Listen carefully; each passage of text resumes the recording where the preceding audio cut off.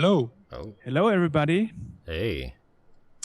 So we are at the Scene World Live podcast for the first time from the Film and Games Museum in Frankfurt. And next to me is sitting Sven, who will be our chat host. Hey, guys. Hello, Sven. Hello, Joerg. How are you? Oh, very good. Oh, I'm always feeling good if I'm sitting right beside you. Oh, my heart.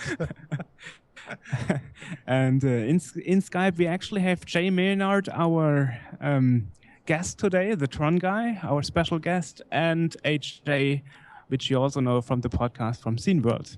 So hello, guys. Greetings, programs. Hi, guys. Hello. Oh, awesome picture. Is it awesome? I said, thank you to Sebastian, who sits here and make all the live stream stuff here happen, all the magic. Oh. And yeah, thank you very much for this, because this looks really awesome now. Okay, only not only because there are four handsome guys here, because it's only looking great here. The tech. Perfect. Hello. Yes. So let's start. Hello, Jay. I'm very glad that you made it today. Thank you. So we should start with explaining who you are. You're known as the Tron Guy, that person who is such a great fan of Tron that you decided to make a custom out of it. I had gone to my first science fiction convention in 2003 and had a fun time. One of the things I saw was a masquerade costume contest. I thought that'd be neat. And the convention I was going to was called Penguicons, a combination science fiction and computing convention. So it struck me that Tron would be a good subject to make a costume from, being science fiction movie about computers. And so over the next year, I collected stuff, and in 1 week of effort, I did all the painting and all the making, and showed it off at that convention in 2004, and it's never been the same since. So what is the significance of Tron specifically? Like, is it just because it happened to be a movie about computers, or was there a deeper kind of connection that you found with that? Well, so I've been a computer geek for years and years. I first laid hands on a computer in, I think, 72 or some such. So when Tron came out in 82, I had just started working as a mainframe system administrator. And Tron struck me because it was the first time anybody had tried to show what goes on inside a computer. Some things they got wrong, some things they got pretty laughably wrong. Yeah. Some things we thought they got wrong, they actually turned out to get right. I mean, come on, programs fighting each other? And now, look, we got viruses and virus scanners and malware and anti-spyware. Yeah, we have programs fighting each other. Yeah. But to me, the thought that you could anthropomorphize programs and try to show what they did with each other, that was significant. Okay. So is there expected? Yeah. No, carry on. Go on. Yeah. Well, I wanted to say, you actually never expected to be famous, I guess. I expected maybe 500 people to ever see this costume. Now, is there just one costume, or do you have a backup in case something breaks? Or I keep telling myself I need to make a backup. The unitard I'm wearing is very much showing its age. I really need to replace it, and I have some replacements. I just never sat down and gotten out the paintbrush and gotten after it. No. So I've seen some stuff about it in which you've explained that it's each individual piece has its own battery backup. Yes, that way I don't have to worry about hooking them together as I put it on. And how did the building of it come together? Well, the armor pieces I found on an auction on eBay, and one with a last second bid. And I know that because I happened to bid right before the last second, and the bid I made was what it was the price that it came out as, but it wasn't me that did it. So that said, I bid that bid was the same amount as the previous high bidder. So I snuck in one more bid and got it. I have never again seen anything like it on eBay, and I've been looking. But the pieces I found out later were custom made. I don't know exactly, I don't know what they made them for. But for example, the helmet I'm wearing is the same model of hockey helmet that they used in the original movie. Oh. Some of the other pieces, maybe not quite so accurate, but certainly good enough. Mm-hmm. Okay. Yeah, it looks awesome when it lights up, and I guess we will see that later. The lights are actually on. Well, I say that. I don't know if the helmet lights are on. No, let me fix that. Ah, now I can see it. Yep. It works better if I turn it on. Yeah. So what kind of power does that thing put out? Like, would going swimming in the suit be a bad idea? That would be a very bad idea, and not because of any kind of shock effect, but simply because it'd be hard on the electronics. The wire has a high voltage, well, not all that high, 100 volts or so at high frequency across it, but very low current. It's low enough power that each of the armor pieces, except for the helmet, will run for about 8 hours off a pair of AA batteries. Oh, that's not bad. The helmet's only good for about 3, but it also has a lot more wire on it. So you can get through a whole convention with just a couple of sets then. Well, yeah, generally what I find myself doing is whenever I first put it on, I replace all the batteries. And everything but the helmet will last me pretty much all day. Okay. Great. But I buy batteries. I don't buy them by the caseload anymore. That's only because I don't wear the costume as much as I used to. Right. Yes, so I thought let's talk a bit about how was it for you to become famous. I think it was around the time the Numa guy became famous. Yeah, it's like 2003 or 2004, I guess. It was tax day 2004 when the costume debuted. And it debuted on a Saturday evening at the con. And I had there was a story on Slashdot just a week or so before that about other fan-made Tron costumes, and the everybody was snickering about that story because the guy who was about had used a cast of his head to make the helmet custom instead of just laying hands on the hockey helmet. And so everybody was going, he had to sit around for 2 hours with straws up his nose. Well, I didn't have to do that, but it turns out that the guys that run Slashdot were guests of honor at that convention. So I asked one of them, okay, so what do I do about a follow-up to this? And, okay, so submit it as an update and we'll get it in. And Sunday morning, I submitted pictures, and I had created a webpage describing how I made the costume in case somebody else wanted to follow along. Well, so that story went up on Slashdot about 3 p.m. Sunday. And by 8 p.m. Sunday, I was infamous. About the time it went up, I took a couple of good friends to the airport. And when I got back, everybody said, "You got to check out Slashdot." Oy. And then there was Slashdot, and then there was FARC. And then there was FARC, and then there was FARC. FARC ran 5 stories on me that week. Something awful got into the game. I don't remember who else now. But by the time I went to bed Sunday night, it was pretty doggone negative because the comments on Slashdot and on FARC, which differed primarily in that Slashdot was mainly 6th grade taunts and FARC was 4th grade taunts. But it was all to the effect of, fat guy in spandex, don't look. So that was Sunday night. Monday, I had to drive home all by myself from Detroit to Fairmont, Minnesota, where I live. It's about 750 miles. That's an all-day drive. And in 2004, that meant no communications. And that was a very long drive.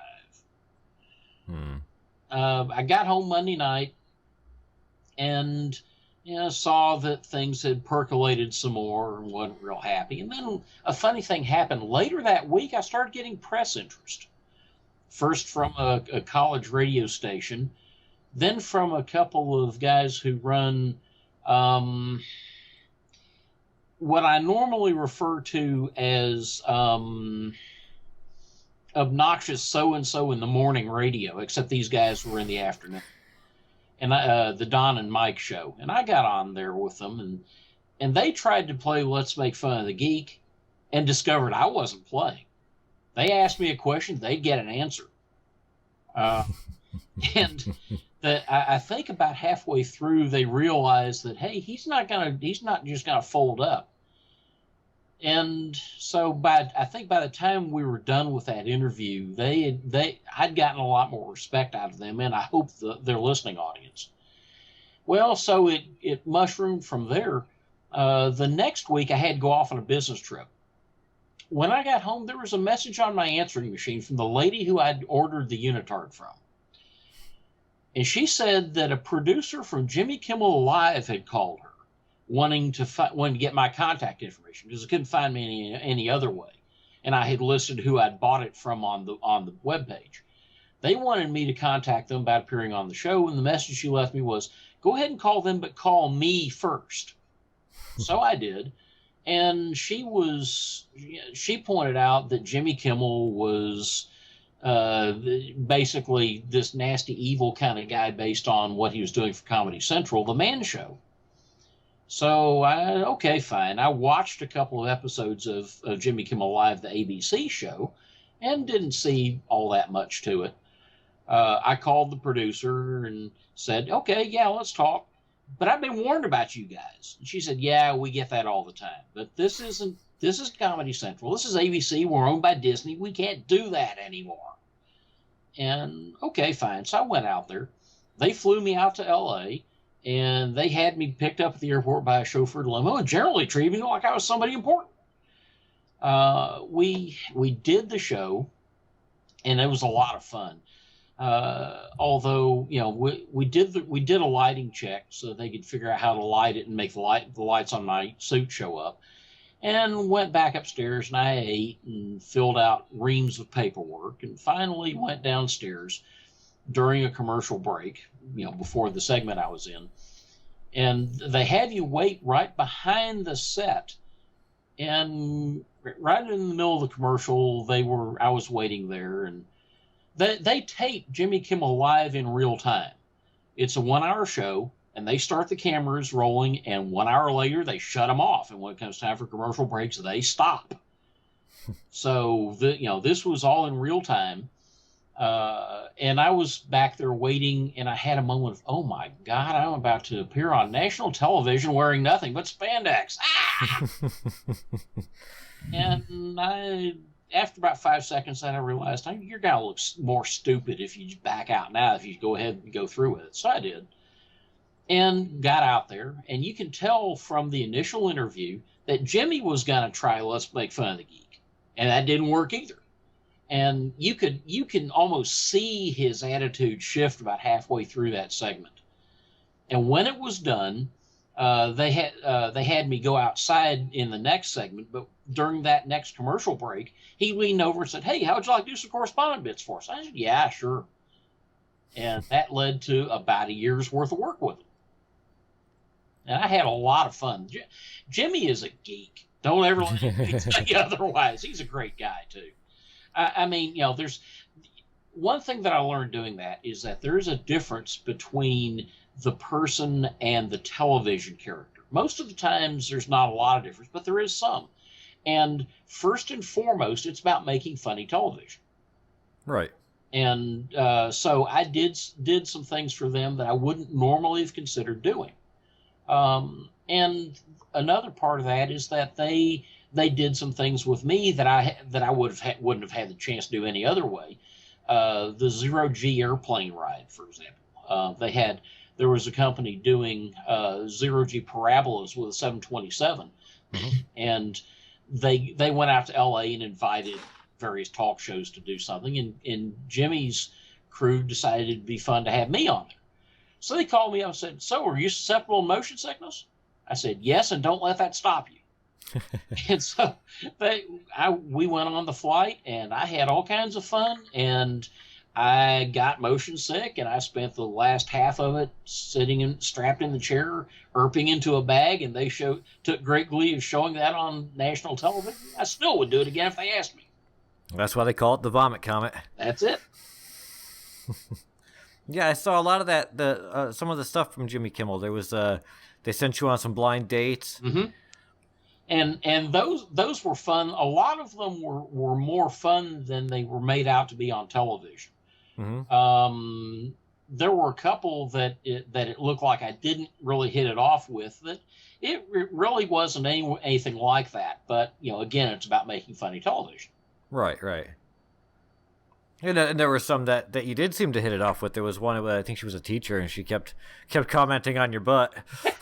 She was one of the two that I actually went and visited later.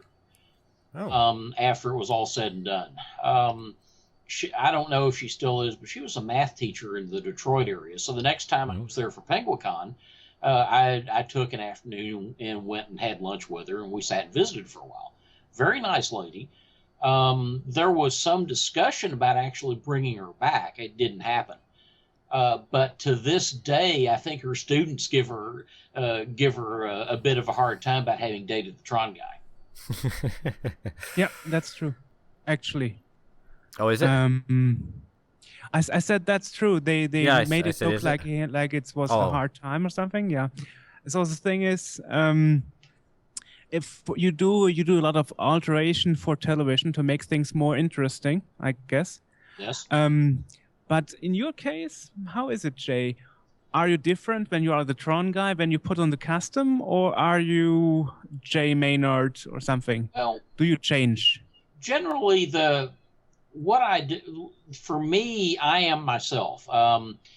Alex Winter, the half of Bill and Ted that isn't Keanu Reeves. Alex directed a number of the segments I did for Kimmel. And he said after one that they had a lot of fun showing me because I come across as genuine on TV. Mm-hmm. I'm me. For me, the main shift is to realize that what I do on television isn't necessarily Jay Maynard. It's the Tron Guy. And so I can let myself do things that I wouldn't do normally, outside of the costume, outside of television, outside of that character.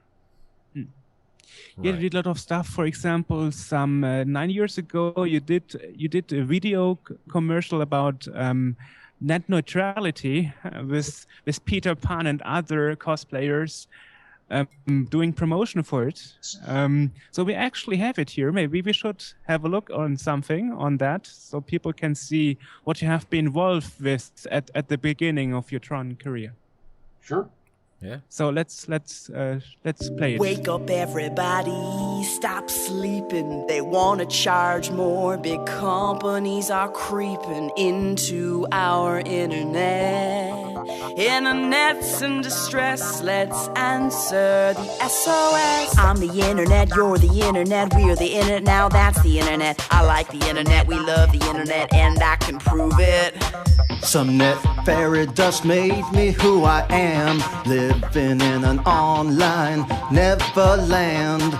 The web's my playground, no suits allowed. Internet celebrities, let's sing it proud. I'm the internet, you're the internet, we're the internet, now that's the internet. I like the net, we love the net, and I can prove it. I'm the internet, you're the internet, we're the internet, now that's the internet. I like the net, we love the net, and I can prove it. It's not my tights that cut off circulation.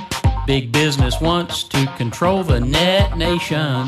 What you can see, how much you should pay. Tell me, is this the democratic way?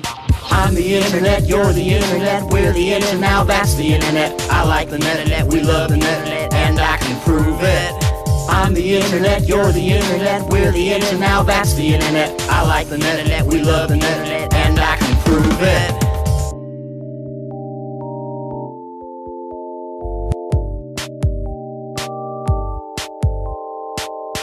Wake up everybody, stop sleeping. They wanna charge more, big companies are creeping into our internet. Internet's in distress, let's answer the SOS. Keep it free and keep it open. Speak up or our World Wide Web will be broken. I'm the internet, you're the internet, we're the internet, now that's the internet. I like the internet, we love the internet, and I can prove it. I'm the internet, you're the internet, we're the internet, now that's the internet. I like the internet, we love the internet, and I can prove it. I'm the internet, you're the internet, we're the internet, now that's the internet. I like the internet, we love the internet, and I can prove it. I'm the internet, you're the internet, we're the internet, now that's the internet. I like the internet, we love the internet, and I can prove it.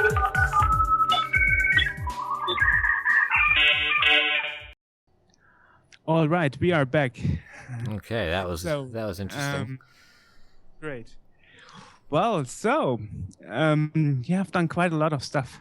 Yeah, you see, fans dancing here. Yeah. Well, so how was it actually to do that for you, Jay? I remember you told me you never saw actually the Peter Pan. No, I didn't. I met Leslie while we were there, and I'd met her before. But you know, since we were working on the same day, but Peter Constant, Randy Constant, I don't know why. Anyway, he wasn't there that day. He was there the next day, and I never met him. And I was disappointed by that because I really had wanted to meet the guy. So we did that on separate days, and it was interesting because I actually had to fly off to go to a customer site at the end of that day. And so it was kind of a mad rush at the end to record the song and then get me over to the airport so I could catch my airplane. And in fact, I actually went and made the trip to the airport in the unitard because I didn't have time to change. Although at that point I was wearing tights through security anyway, you know, just to kind of tweak the nose of the TSA a little bit.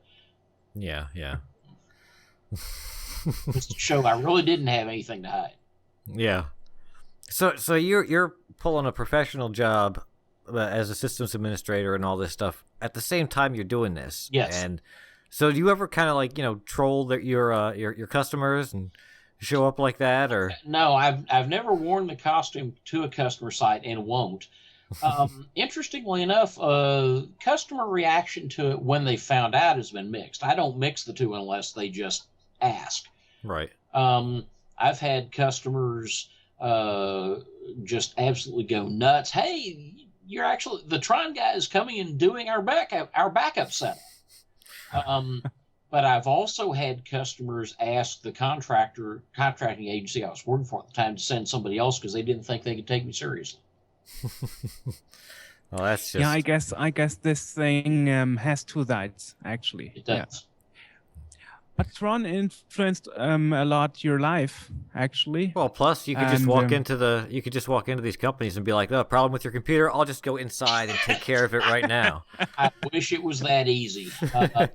My current job is doing technical support for automation systems based on Windows, and life would be so much easier if I could just get in there and poke instead of having to deal with Windows the hard way. Yeah. So you've had... Yeah, well, actually, this exhibition, which we have here in this museum, actually is styled a bit like Tron. So if you walk into it, it looks a bit like Tron. So we prepared a video to actually show it while we are talking to you, just to see how much Tron influences our life nowadays. And this exhibition actually is about turning movies into games, or the other way around. Like we have here the Tron arcade machine. Are you good? Are you good on this machine, Jay? I'm not much of a gamer at all on anything. My eye-hand coordination was never such that I could deal with video games very well.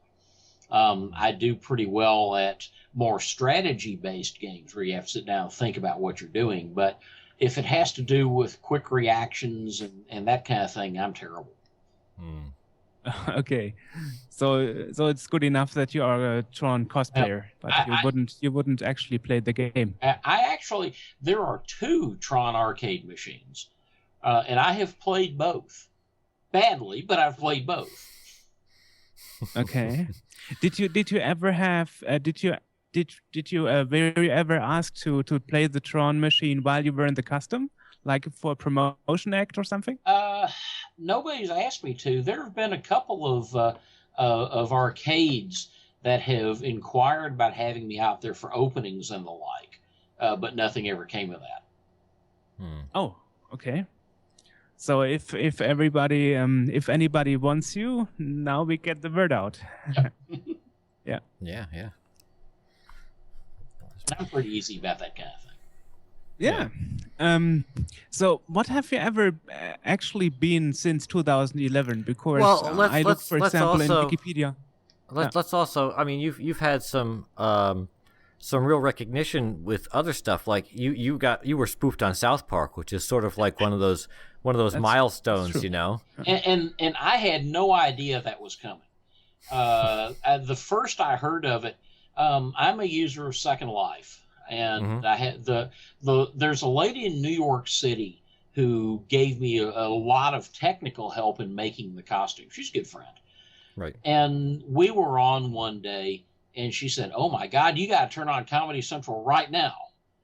And luckily that was when we still had cable. So we did. And sure enough, there it was. And wow, I was surprised. But they got one detail wrong. You know, listen to my voice. Do I sound like I'm from Minnesota? For the uninitiated, I am from Houston, Texas, and my voice reflects that very thoroughly. But the South Park guys made me sound like I'm from Minnesota, don't you know? Yeah, I think that's kind of their default voice for everybody. Yeah, probably so. And I found out later, you know, I was thinking, hey guys, you know, if you'd wanted me I'd have happily come and done the voice for that. Turns out that they always impersonate voices. So, yeah. Oh well. Yeah. Plus, I think they had you. I think a tiger or a bear or something attacked you. Which the panda. And, yeah, the panda. Yeah. And I didn't have any problem with that. Oh well. But you've got. See, the thing is though that you've got body armor on, so you'd be fairly well protected. Well, yeah. Well, for me, there are other ways of dealing with a panda. Yeah. But you can use your discus as a weapon, actually. Yes. Yeah. In the duct tape commercial, use it as a weapon, actually. Yes. At the end. That was. Yeah. That was a fun commercial to make. We did my part of that in one day of shooting, and we did it. The people that made that actually their office was in a large house in the San Francisco Bay Area, and we actually shot that in the house's garage. Oh, and there you see the discos and the custom in full armor. Yep. Oh, there it is. Great. Yeah, I had fun doing it. That was a good. Cool. Oh yes, that's the promotion picture. Yeah. It's kind of a little weird. I'm looking at what they're doing our live stream, but it's a little like a couple seconds behind, so okay. It's a little disconcerting. But so Joerg was saying earlier that you kind of we haven't seen too much of you for a while.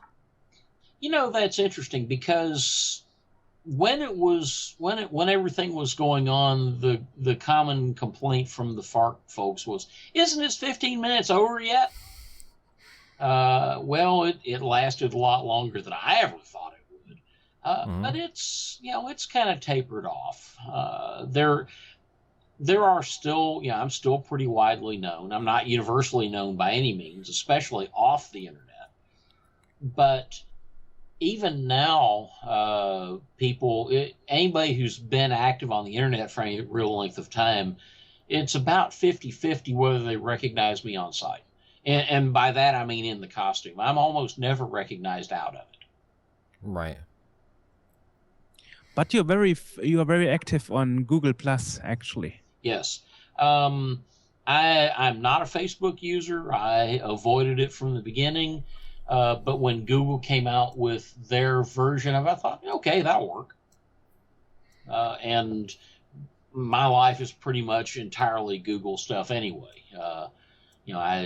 The last bit of Google stuff I got was an Android phone, and by then everything else was with them, so I might as well. And actually, you were also mentioned a bit in the context of the second movie. I remember that I read a review about you where you said you were very, very happy about the second part being out, and they actually posted a photo of you on your bed in your sleeping room or something. Yes.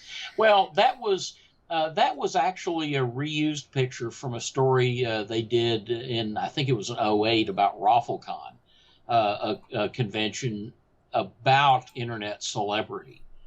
And so that's when that picture was taken, and they simply reused it. But the Tron Legacy, I think, did very well. They had just an amazing number of opportunities to royally screw that up. I had been concerned for years that somebody was going to try to remake it and modernize it and update it, bring it up to current without actually getting what it was about. And to their credit, the Legacy was an update, but I think they did so in the spirit faithful to the original. I think that Legacy is a very, very good sequel. And I was very disappointed to learn that they canceled a third installment in the series. Oh, I didn't know. Maybe it will come someday. Who knows? Who knows? The last I heard was that Disney had canceled it, but you know how such things work in the movie industry. They can be revived or killed at a moment's notice. Yeah. And if you don't get a cameo in the third one, I'll be angry. Say it again, AJ. I said if you don't get a cameo in the third one, I'll be pretty angry. There were lots of folks that thought I should have had a cameo in the second one. Personally, I believe that I am at least in some part responsible for the resurgence of interest in Tron that led to the second one being made in the first place. Actually, we have a question in the chat. Sven just told me. Yeah, one question that I got is we all discussed now about the third movie and that Disney canceled it. It should be started the working should be started in November, but they canceled it. And you said you liked the second movie. I do also, because also the style, the music. You were disappointed about the canceling, and you said, okay, you still think there will be another movie, or more that they shut down the franchise now? It's hard to tell at this point. That they canceled the next movie is not good news for the franchise, but on the other hand, nobody thought they were going to make a second one either. So, the movie business is notoriously unpredictable, and so all it will take is for some producer at Disney, bereft of an idea to make a movie from, to think, well, maybe we made a lot of money off of Tron Legacy, maybe we could do a third, and then and poof, all of a sudden it starts up again. I see this being ripe for a reboot.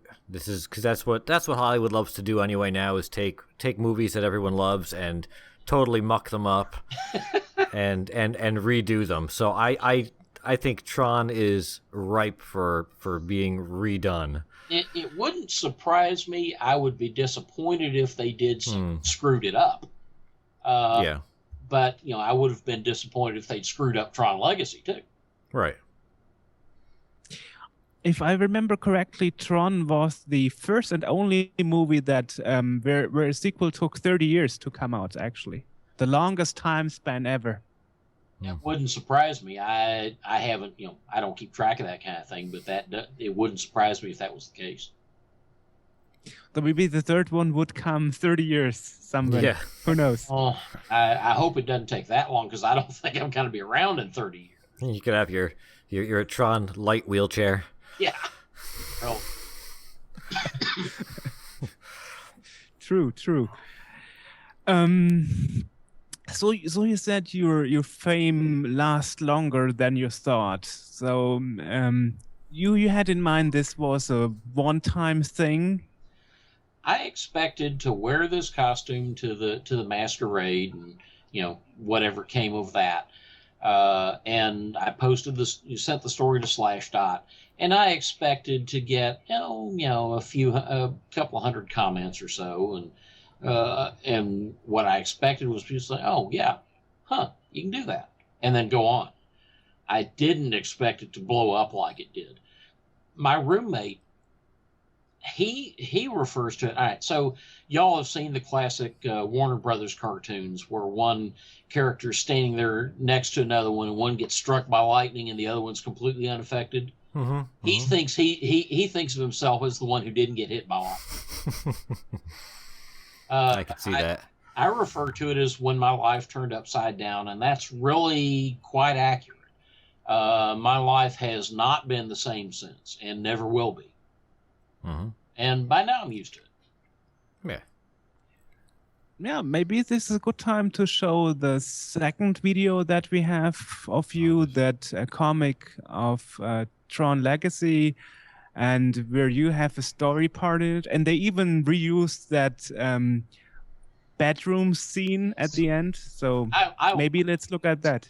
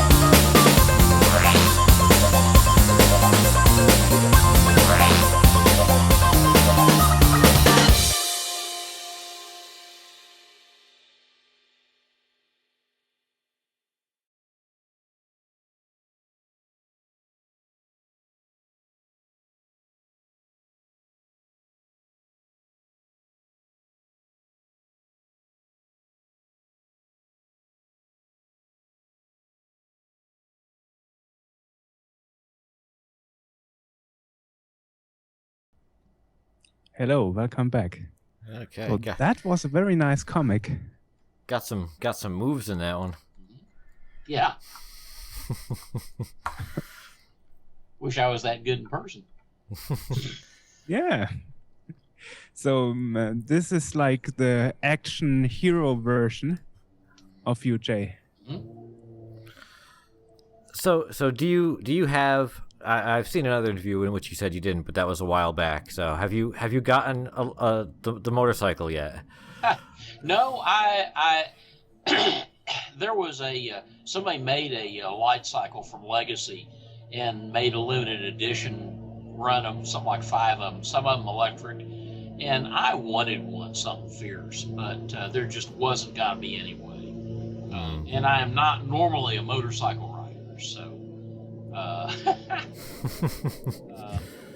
I spent 17 years on the street as a paramedic, and so I have rather a different view of motorcycles than most folks. Yeah, I can understand that. So let's. So is there anything planned coming up for the next time?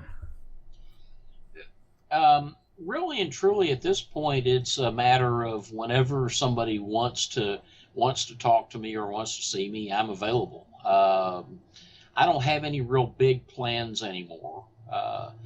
There's, there have been folks that made significant money off of their internet fame, and I never managed that. And that doesn't bother me greatly. I mean, yeah, I would have liked to have made a couple $100,000 or so, but it didn't happen. That's okay. I go on with my life. Mm-hmm. And you've got the skills to be able to do other things besides just, Yes. Let's talk real quick about the America's Got Talent in 2011, because now Howie Mandel was kind of a dick in that one. And I mean, this is a guy whose main comedy routine is using his nostrils to inflate a rubber glove over his head. So he's got zero right to be snarky to the Tron Guy.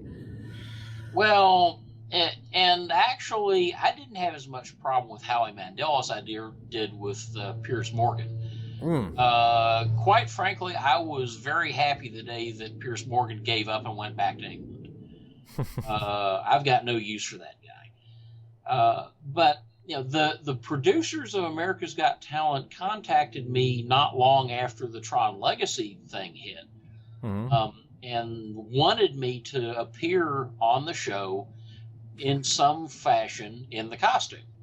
Well, I don't think of myself very much as a singer or anything else. So I tried, okay, fine, let's try a stand-up comedy. And well, you see how that went. But looking back at it, that series has to have not only the good ones, but also acts that people boo and hiss and throw their arms up in the air in an X-like and everything else.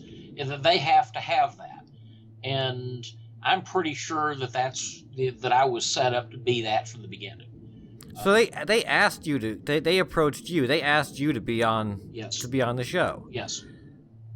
And then they see, now that just ain't right, because so at the time I thought I might have a chance, and part of it was that I wasn't just really all that well prepared. And part of it was, like I say, I think at least part a setup. So I wound up the audition, that the segment is shown in Houston, but I actually did that audition in Minneapolis, which is for me is a 2-hour drive away. And I drove up there. I actually wound up borrowing my roommate's car because my truck at the time had a problem. So I drove up there and spent a couple of days. And of course, that at that point, when they had the audition, we had a snowstorm come through because, after all, this is March in Minneapolis. Yeah. And Piers Morgan was delayed getting there, and we thought that we were actually going to have to spend another day. But they got it in. And then, you saw what happened on TV. That really wasn't edited. Sharon Osbourne, okay, she wasn't real happy. Well, she was still probably bitter from getting fired from a Celebrity Apprentice the year before. Could be. I don't know. I don't know if Pierce's approach was just a shtick or what, but I wasn't real happy with him. Howie didn't bother me that much. Okay, fine. If he wanted to start over, fine, I'll start over. I don't have a problem with But I'm pretty sure the audience was primed to boo before I ever walked out on stage. Oh, yeah. Yeah. As in, somebody told them, okay, let's give this guy a really hard time. Yeah. What was interesting to me about all that is that they came back to me several months later and asked me to go out there and be on the audition stars segment of the finale.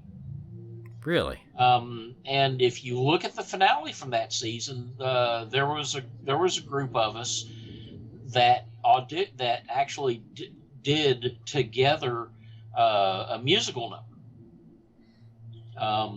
I didn't sing. I'm the only one who didn't. But that was fun. They, basically they took us out there and put us up for a week and paid us a little bit. Oh. So, and it turns out that one piece of fallout from all this, I have become friends with Cindy Morgan, the lady who played Yori in Tron, the original one. Right. And so, Cindy and I commiserated as I was driving home from the audition, and I asked her about it, and when they wanted me to come on and do the finale, and she said, "You go out there, you enjoy yourself, and and think of it as giving them the finger." And I did, and it was a lot of fun. Well, that's cool. At least there was a consolation prize. Yep. So it's like even bad promotion is good promotion or something. Yeah, I don't know if I quite buy that, but hey, I'll take their money. You take it all easy. Yep. And you enjoy yourself. That's great. That's it. I learned pretty early on that there wasn't going to be any hiding from it. I wasn't going to be able to get away from it. I was stuck with it. So, okay. You find yourself sitting on a tiger. You got two choices. You can either jump off and hope he doesn't turn around and eat you, or you can grab his ears and enjoy the ride. Great. Good analogy. Yep. So what's in the future? Because Joerg was saying, and I think I said that we haven't seen too much from you in the past couple of years. I don't think. Yeah, I still go to the science fiction convention that I made the costume for, PenguinCon Detroit. I've been to every one of them, and I will be back next year. I've started. There's another one in Chattanooga called LibertyCon that I went to this past year and had a lot of fun at. So I expect I'll probably still wear the costume for things like that. And of course, if somebody decides that they want to bring on an internet celebrity and I fit and they ask me, I say, yeah, sure, why not? Okay. If they want me to do a striptease out of the costume, that gets a little more interesting because I have a hard time. I'm getting old and stiff and have a hard time reaching around to the zipper these days.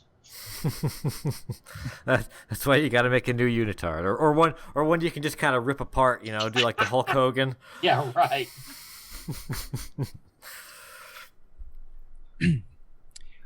Yeah, well, one thing that I found is actually that your pages are kind of outdated, so maybe you should update your pages with new stuff. I've thought about that. I don't know what I'd put on there. I've got to, there's lots of that kind of thing I need to think about. And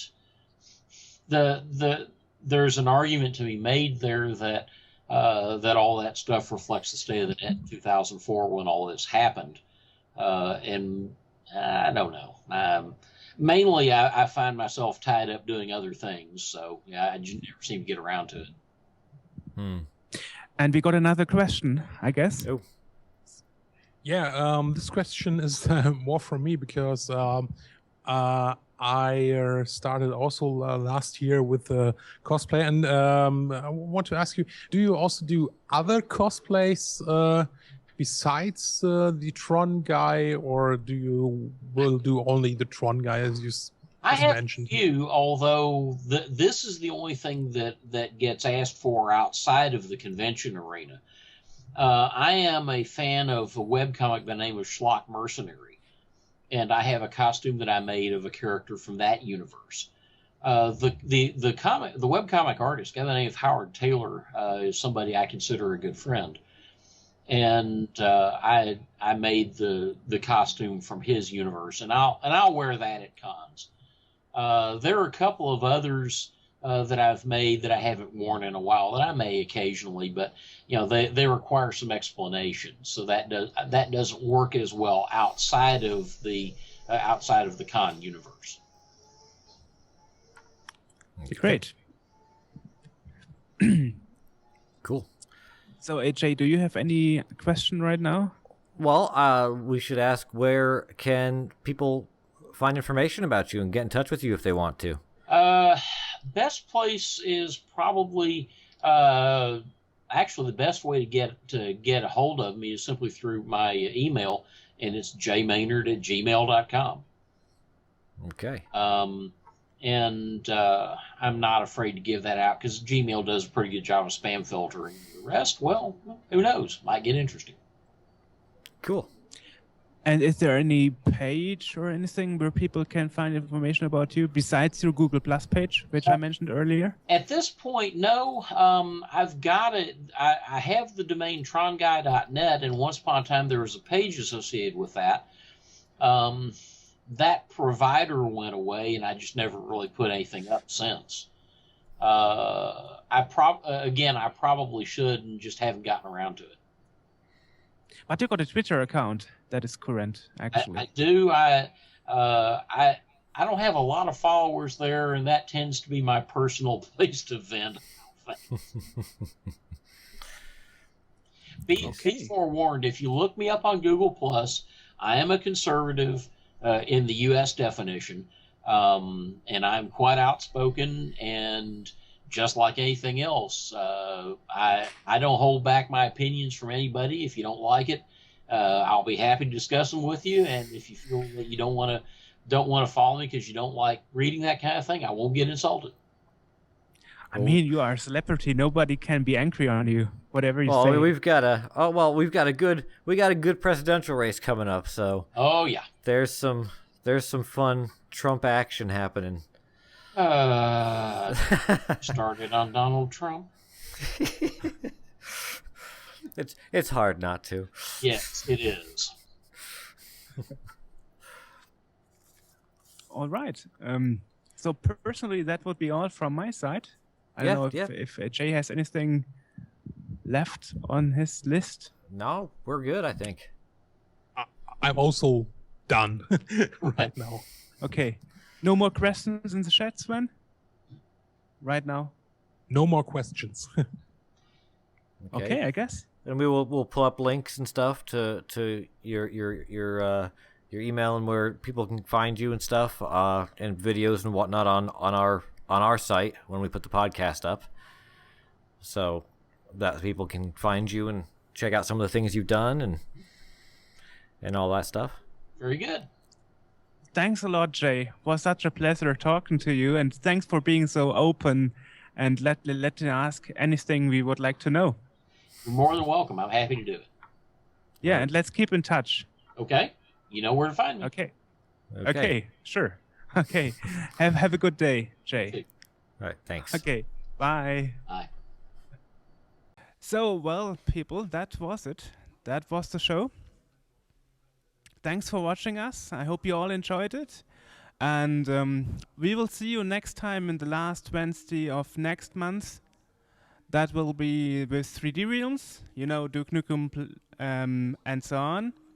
So, and if you want to see more of Scene World, you can also see it on sceneworld.org. Thank you. Goodbye.